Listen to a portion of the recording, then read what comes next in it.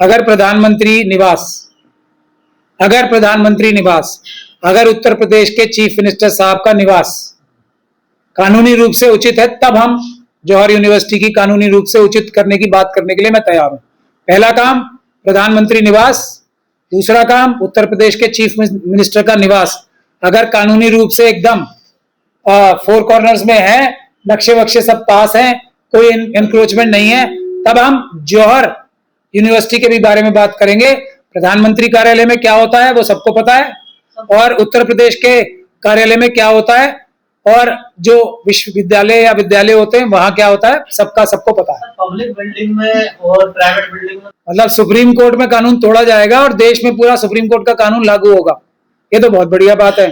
सबसे पहले तो कानून वहां से लागू होगा ना जो सबसे बड़े हेड हैं, जो एग्जीक्यूटिव हेड है कौन है, देश की जनता प्रधानमंत्री को सबसे ज्यादा ताकत देके भेजती है, सबसे ज्यादा कानून पालन करने की जिम्मेदारी देश में प्रधानमंत्री की होती है। तो क्या कोई ऐसे डॉक्यूमेंट्स है कि प्रधानमंत्री आवास इलीगल है, गैर कानूनी है? मैं तो तब भी ये बोला था, आज भी ये बोला था, अब एक बार फिर बोल रहा हूं कि वो नक्शों के हिसाब से नहीं है, ना एलएनडीओ के ना एनडीएमसी के। अब फिर बोल रहा हूं, गलत बोल रहा हूं तो आपको तो पता है, मुझे तो गोली मरवा देंगे मोदी जी, अभी रेड ही नहीं कराएंगे, अभी गोली मरवा देंगे।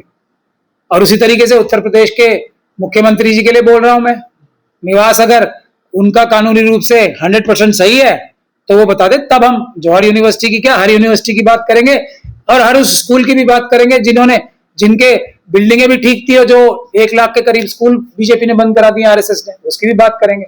जाहिर सी बात नहीं है, बताया गया है कि वो पूरी तरह से अवैध है। बिल्कुल गलत है। मुझे बताओ, मुझे दिखा दो कागज के अवैध है, तब हम जौहर यूनिवर्सिटी की बात करनी शुरू करेंगे, उससे पहले नहीं करेंगे। एक बिल्डिंग जो सरकारी है, खासतौर पे मंत्री संतरियों की, एक बता दो दिल्ली में या उत्तर प्रदेश में, बता दो मुझे। सब में अनऑथराइज कंस्ट्रक्शन हुई है, सब में उन्होंने अपने एक्स्ट्रा रूम्स बना रखे हैं जहां वो पता नहीं दिल्ली पूरी गैर कानूनी है। एक बिल्डिंग बताओ ना लुटेंस दिल्ली की जो कानूनी तौर पे बनी हुई है, बताओ। नहीं तो बंगले एक्स्ट्रा नहीं, हाँ सारे बंगलों में एक्स्ट्रा कंस्ट्रक्शन है, जाके देखो आप, अगर आपको घुसने दे। मैं रहा हूँ ना, मैं कोई बाहर से बात नहीं कर रहा, मैं उस तरफ रहा हूँ, मैंने सबके बंगले देखे। अगर ईमानदारी से नेतृत्व होगा तो बचेगा। अभी भी वहां पे मुझे बंद कमरों में बात करने वाले ज्यादा नजर आ रहे हैं। बंद कमरों में बात होगा तो नहीं बचेगा। वैसे अगर आंदोलन हो जाएगा तो उसको कोई खतरा नहीं है, अच्छा आंदोलन होना चाहिए। राजनीतिकरण हो रहा है, मुंह दिखाई हो रही है, उससे नहीं बचेगा।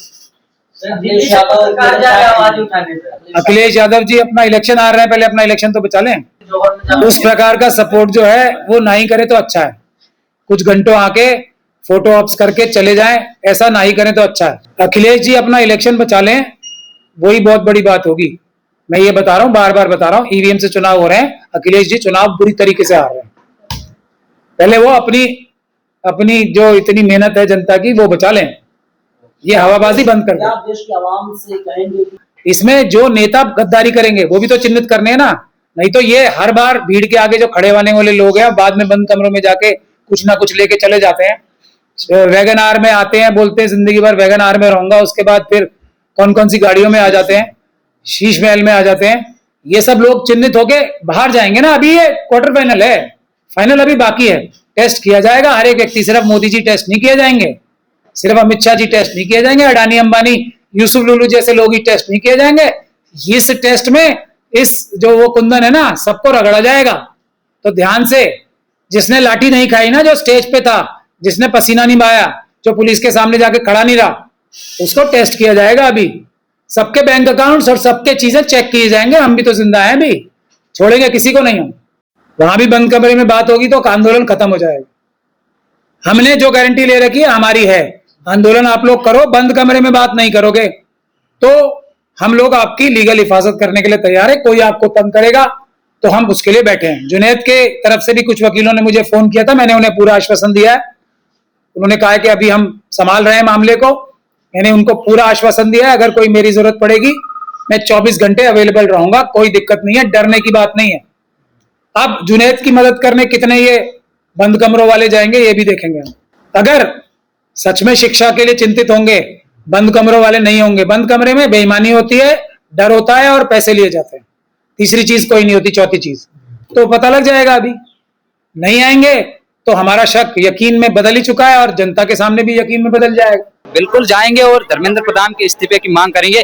अबे आपने कहा था कि सोनम वांगचुक को एजुकेशन मिनिस्टर कैसे बनाया जाए, तो जब इस देश की बॉलीवुड हस्तियां जो सरकार की चाटुकारिता करती है उनको राज्यसभा में सांसद बना सकते हो, सोनम वांगचुक जैसे शिक्षाविदों को क्यों नहीं बना सकते? कौन भेजेगा राज्यसभा? आम आदमी पार्टी, कांग्रेस, बीजेपी, कौन भेजेगा? जो सरकार में हो वो बचे। भारत तभी तो भारत की जनता यहाँ पे है भारत ना। की जनता नहीं भेजती, देखिए वही तो हम डिमांड कर इन लोगों से, जब तुम उन चाटुकार बॉलीवुडों को राज्यसभा में भेज सकते हो, सोनम वांगचुक जैसे शिक्षाविदों को भेजो और शिक्षा मंत्री बनाओ। इसी की तो हम मांग कर रहे हैं यहाँ पे। और सोनम जी के तो अच्छे संबंध है ना धर्मेंद्र प्रधान से। अगर संबंध होते तो सोनम वांगचुक यहाँ अपनी मौत से लड़ रहा है। मुलाकात करते रहे हैं वो, देखिए हमें नहीं पता उन्होंने गुप्त मुलाकात कहाँ की, पर पिछले कितने दिनों से सोनम वांगचुक यहाँ भूख से मर रहा है। अगर संबंध होते तो वो आता यहाँ पे पूछता, कम से कम हाल चाल पूछने तो आता, रिजाइनेशन भले मत दे। बीजेपी हो कहाँ पूछती हाल चाल? तो फिर संबंध कौन से? 12 साल में नहीं समझे अभी बीजेपी को? हम तो शुरू से ही समझे, लेकिन अब सिर्फ हम ही नहीं, इस देश का पूरा जेनजी, पूरा कॉकरोच समझ रहा है। इसलिए आपने देखा होगा जंतर मंतर आज कितना भरा हुआ था पूरे दिन में, और आज जंतर मंतर भरा है, कल दिल्ली की पूरी सड़कें भरेंगी। धमकी नहीं, ये लोकतंत्र में हमारी डिमांड है। अगर प्रोटेस्ट करके हम अगर आ रहे हैं तो इसमें धमकी कौन सी है? प्रोटेस्ट तो गांधी ने भी किए थे, अंबेडकर ने भी किए थे। पुलिस ने कह दिया बाहर जाने की परमिशन नहीं है आप लोगों को। ये डिसाइड करने वाली सरकार कौन होती है? हमारे ऊपर जुल्म करे सरकार, तो ये भी चाहती हम सरकार के चाहने से क्या होता है? पुलिस ने कह दिया भाई परमिशन नहीं है। कोई बात नहीं, जब क्या कहते हैं इस देश की गली गलियों में प्रदर्शन होगा, क्योंकि न्याय की भावना इस देश के हर व्यक्ति को चाहिए। आज केवल जंतर मंतर में प्रदर्शन हो रहा है, कल दिल्ली में होगा, फिर देश के गाँव गाँव में होगा, तब ये सरकार देखे कैसे संभलती है। महात्मा गांधी ने जब असहयोग आंदोलन किया था, स्वतंत्रता संग्राम लड़ा था, तो क्या उसकी परमिशन दी थी अंग्रेजों ने?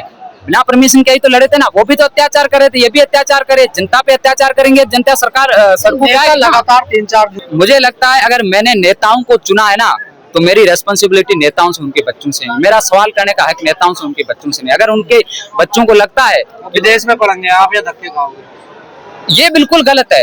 हम अगर यहाँ आते नहीं तब भी तो धक्के खा रहे हैं ना। पेपर लीक पे पेपर लीक, ना तो एग्जाम ढंग से होते हैं, कभी पेपर लीक हो जाते हैं, तो वहाँ भी तो धक्के खा रहे हैं। यहाँ कम से कम अपने हक के लिए आवाज उठाएं। प्रधान के इस्तीफे से बात बन जाएगी, सुधर जाएगी सभी। बिल्कुल नहीं सुधरेगी, लेकिन एक अकाउंटेबिलिटी एस्टेब्लिश्ड होगी इस देश में, जो पिछले 12 सालों से पूरी तरह गायब है। उम्मीद है आपको ऐसा हो जाएगा?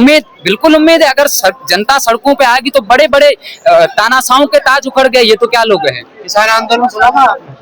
किसान दिल्ली को बंद कर दिया था चारों तरफ से। किसान यही तो करा ना, ये बेशरम सरकार है। लेकिन हम आपको गांधी जी से पूछना चाहिए था, जब वो अनशन में बैठे थे तो उन्होंने उन लोगों को भगा दिया था जिनके राज्य में कभी सूरज अस्त नहीं होता था। तो आप जनता के वह अंग्रेज थे, मोदी जी हैं। ये मोदी जी हैं, लेकिन जनता की ताकत को कमजोर ना समझे। जो लोग प्रधानमंत्री बना सकते हैं वो प्रधानमंत्री से उतार भी सकते हैं। और कह रहे पिछले 12 साल से यही सुन रहे हैं। वो पिछले 12 साल से सुन रहे हैं, लेकिन वो 12 दिन भी अगर जनता का आक्रोश रहा तो झेल नहीं पाएंगे। 30 दिन हो गए झेलते हुए, तुम 12 दिन की बात कर रहे हैं। कोई बात नहीं, आप देखते रहिए आगे आगे क्या नतीजे आते हैं। भारत का कहते हैं प्रधानमंत्री इतने डरे हुए हैं कि उन्हें एक 19 दिन से भूखे हुए व्यक्ति को पूरा पुलिस फोर्स लगा के जबरदस्ती उठवाना पड़ा। जो एक भूखे व्यक्ति को नहीं झेल पा रहे, वो इतने पूरे देश की आबादी को क्या झेलेंगे? क्या होगा कल? जो होगा वे नहरों के सामने होगा, और सरकार इतनी डरी हुई है, सरकार पे दबाव होगा, अकाउंटेबिलिटी भी घोषित होगी, ट्रांसपेरेंसी भी आएगी। आप देखिए इस देश में जब इंकलाब आएगा तो सबरे काम और सबरी व्यवस्थाएं पूर्णतः द्वारा सही होंगी। पर मीडिया भी साथ नहीं है आपके, देखिए हमारे साथ मीडिया है या नहीं, लेकिन हमारे साथ पूरे भारत के सभी लोगों का ईमान है, हर व्यक्ति की जिम्मेदारी है। और इस व्यक्ति में जो भी इस देश को अपना हिस्सा मानता है, वह जानता है कि अगर आज वह इस लड़ाई को लड़ेगा तो कल उसके बच्चे एक अच्छी शिक्षा पा पाएंगे, उसके घर के किसी व्यक्ति को सस्ता इलाज मिल पाएगा। वो एक ऐसे देश में रहेगा जहाँ भ्रष्टाचार नहीं होगी, जहाँ ट्रांसपेरेंसी होगी, जवाबदेही होगी। मीडिया हमारे साथ है। शिक्षा और स्वास्थ्य मिलेगा जब ना कोई अस्पताल बन रहा है, ना कोई स्कूल बन रहा है, ना कोई कॉलेज बन रहा है, कहाँ से शिक्षा मिलेगी? इसकी पहली शुरुआत जब धर्मेंद्र प्रधान के इस्तीफे से, उसके बाद नरेंद्र मोदी के इस्तीफे से, और फिर एक ऐसी सरकार से जो ये सब काम करेगी, उसके बाद सारी चीजें शुरुआत होंगी। कुछ बड़े कामों के लिए देर जरूर लगती है, लेकिन पहली ईंट रखनी पड़ती है, और वो धर्मेंद्र प्रधान के इस्तीफे के साथ रखी जाएगी। बदलाव की तरफ देश बदलाव की तरफ जाएगा, निश्चित ही जाएगा।